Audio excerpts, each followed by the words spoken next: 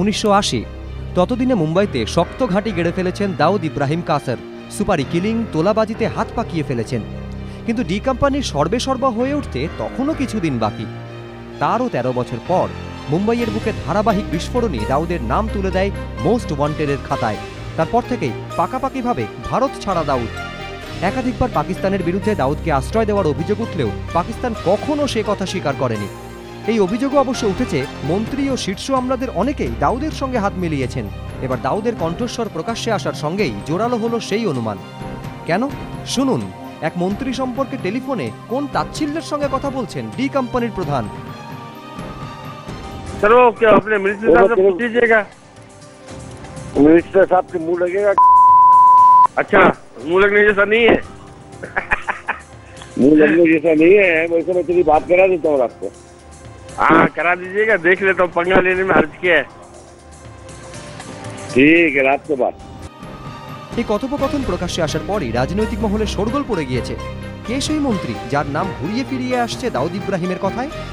এমনকি দাউদ যেভাবে কথা বলিয়ে দেওয়ার আশ্বাস দিয়েছেন তাতে বোঝাই যায় সেই মন্ত্রীর সঙ্গে তার যোগাযোগ কতটা ঘনিষ্ঠ। কিন্তু কে তিনি? এখন সেই প্রশ্নই ঝড় তুলেছে রাজনৈতিক মহলে। ভর্তি প্রক্রিয়া ঘিরে চাঞ্চল্যকর অভিযোগ বালিগঞ্জ আইটিআইতে। টাকা নিয়ে মার্কশিট জাল করে ছাত্র ভর্তিতে অভিযুক্ত টিএমসিপি পরিচালিত ছাত্র সংসদ। ছাত্র সংসদের সাধারণ সম্পাদক এবং সহসাধারণ সম্পাদক এবং আরও এক সদস্যের বিরুদ্ধে গড়িয়াহাট থানায় অভিযোগ দায়ের করেছেন ভর্তি হতে আসা এক ছাত্র। আটক এক ছাত্রের অভিযোগের ভিত্তিতে ঋষিকেশ সিংহ, রিতেশ গোসাই এবং সানি সিংহের বিরুদ্ধে প্রতারণা, জালিয়াতি ও ষড়যন্ত্রের অভিযোগে মামলা রুজু করেছে পুলিশ। ইতিমধ্যে আটক করা হয়েছে সানি সিংহকে। বাকিদের খোঁজেও তল্লাশি চলছে। ঘটনার খবর পেয়ে গড়িয়াহাট থানায় চলে আসেন ডিসি-ইএসডি দেবব্রত দাস। মহাকরণ সূত্রে খবর, মুখ্যমন্ত্রীর কানেও অভিযোগের খবর পৌঁছেছে। ইতিমধ্যে তিনি পুলিশকে প্রয়োজনীয় পদক্ষেপ করার নির্দেশ দিয়েছেন।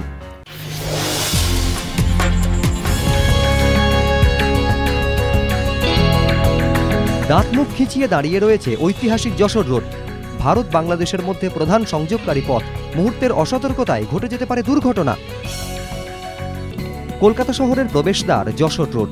গুরুত্বপূর্ণ এই রাস্তার উপরেই বিমানবন্দর। কিন্তু বেহাল রাস্তায় কোথাও হাঁটতে গিয়ে হোঁচট খাওয়া, কোথাও আবার খানাখন্দে পড়ে যাওয়া গাড়ির চাকা। সেকেন্ড থেকে থার্ড গিয়ারে তোলাটাই ঝক্কি।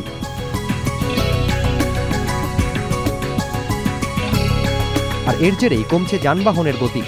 যানজট, দুর্ঘটনা সাধারণ মানুষের নিত্য সঙ্গী। কোথাও খানাখন্দ, কোথাও বা পাথর উঠে 4 থেকে 5 ইঞ্চি গর্ত রয়েছে। বৃষ্টির জল জমে যশোর রোড এখন মরণ ফাঁদ। খুনে মেজাজে ব্যাটিংই হোক কি মাহির পরিবর্তে দলের ক্যাপ্টেন, পারফরমেন্সের জুড়েই এবার অর্জুন পুরস্কার প্রাপকদের সম্ভাব্য তালিকায় ঢুকে পড়লেন বিরাট কোহলি। তার পাশেই রয়েছেন বিশ্ব চ্যাম্পিয়নশিপ থেকে সদ্য ব্রোঞ্জ জিতে ফেরা ব্যাডমিন্টন তারকা পিভি সিন্ধু। অর্জুন পুরস্কারের জন্য তার নামও প্রস্তাব করেছে নির্বাচন কমিটি। কোহলি, সিন্ধুদের পাশাপাশি বাংলা টেবিল টেনিস তারকা মৌমা দাসেরও নাম প্রস্তাব করা হয়েছে। অন্যদিকে রাজীব খেলরত্ন পুরস্কারের জন্য শুটার রঞ্জন সোধির নাম প্রস্তাব করেছে নির্বাচন কমিটি। 2010-এর কমনওয়েলথ গেমসে রূপো জেতেন তিনি। সেবছর এশিয়ান গেমসে তার হাত ধরেই সোনা আসে। প্রস্তাবিত নামগুলিতে ক্রীড়া মন্ত্রকে চূড়ান্ত শিলমোহর পড়ার অপেক্ষা। আগামী 29শে অগস্ট রাষ্ট্রপতি ভবনে প্রাপকদের হাতে পুরস্কার তুলে দেওয়া হবে।